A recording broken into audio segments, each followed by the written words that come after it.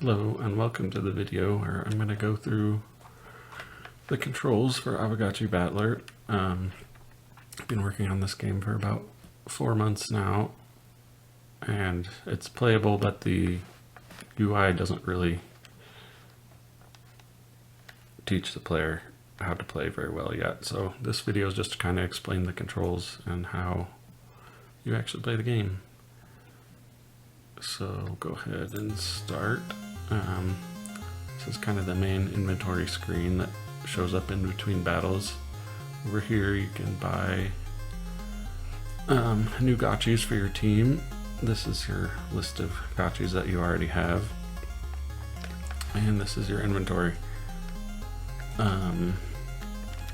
These 3 arrows represent 3 different choices of battles that you can choose to fight. So you click on them, it'll take you to the battle preview screen. Up here you can see the different rewards you'll get if you win this battle. Well, that's not supposed to happen, but yeah, there's still some bugs. This is more what you're supposed to see. Those guys can still appear a little bit out of the view. So here you can see every battle kind of has different terrain. They have different opponents, and they all have different rewards. So you kind of have to take all those into account when you're choosing which fight you want to go to next time. So to get out of the battle preview screen, to go back into the inventory screen, you hit the escape key.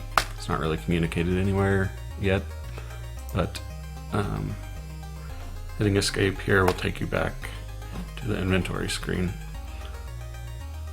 On this screen you can click on your gotchis to open the gotchi info panel. This will show you all their stats and all the wearables they have equipped. As you've seen, you can mouse over any wearable to see what stats it will give you and what ability it has.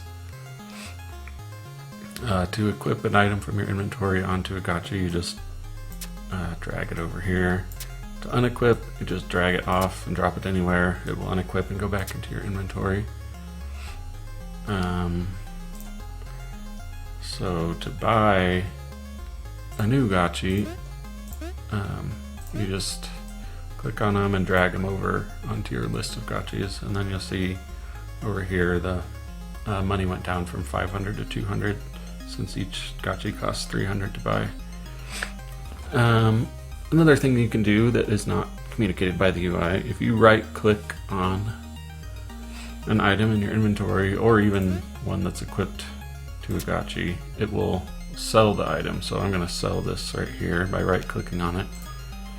Let's see, our money went up, the item disappeared from our inventory, and you can even do that from the gotchi panel if you want to sell something from there.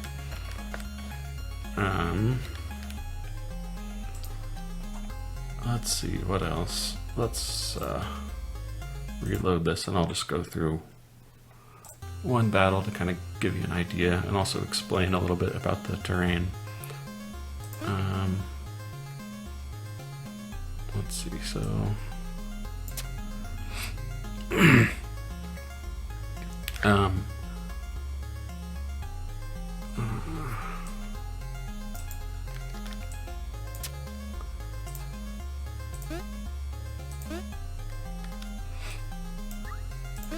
alright, so I should probably explain about the stats.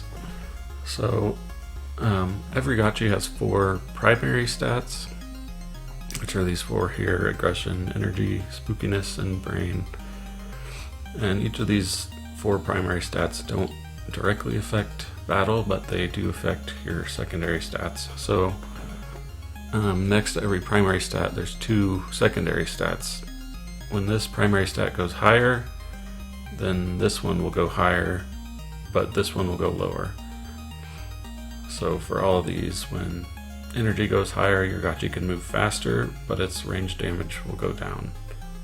And as energy goes down, its range damage will go up, but its speed will go down. So all the 8 secondary traits are kind of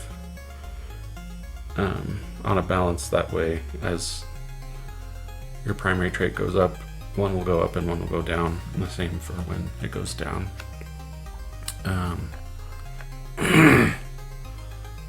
So for this Gotchi, because he has both high melee damage and high speed, I'm giving him a melee weapon. And I would give him another one, but we only have one, so I'll give him this Gotchi mug, which is decent for melee Gotchis as well.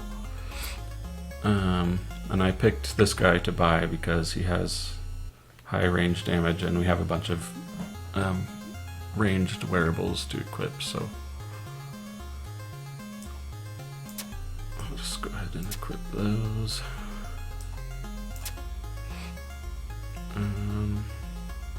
None of this other stuff really matters, we don't have room for it, so now that the Gotchis are equipped, we'll pick a battle to go to. Sure, we'll go here. Okay, so you'll notice there are all different colored squares on the ground. Each one of these squares has a different effect when your Gotchi walks over it. The way these effects work is that when you step onto them, you gain a status effect, and the status effect is permanent until you walk onto a different colored one. So even if you just start on the square over here and then you walk off it, you'll still have the status effect until you step on a different type of these colored squares.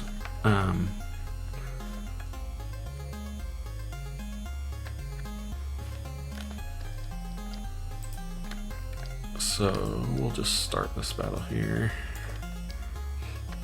Yeah, so to start the battle, you drag your Gotchis on here, and you can drag them to kind of wherever. You have to decide based on the terrain and based on where your enemies are, where you want to place your Gotchis on the battlefield. And then down here, click this fight button to start the battle. You can also press space bar in the middle of the battle to pause. So I'm just doing that so I can kind of show you. So this red square is FOMO Alchemica, so it gives you the FOMO status. If you mouse over a status above any Gotchi, it'll kind of explain to you what's going on. So on this one, it says increase speed by 200 and take 24 damage per second. So all of these terrain statuses are kind of like that. They have kind of a positive and a negative effect. So FOMO increases your speed but makes you take damage over time. The green FUD squares double your current armor, but they make you move half as fast. The pink Keck squares don't actually give you a status, but they're kind of like a high ground for projectiles. If a projectile hits one of these squares, it will disappear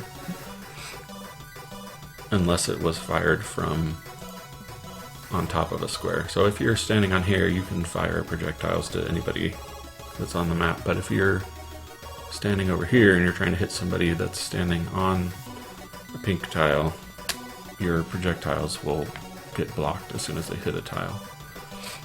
And then there's one more which is not shown on this battlefield, which is the blue alpha squares. They increase your cooldown speed by 100, which essentially makes all your abilities cast twice as fast. However, you also take double damage while you have that effect on. So anyways, let's just go ahead and unpause this and finish the battle here. There we go.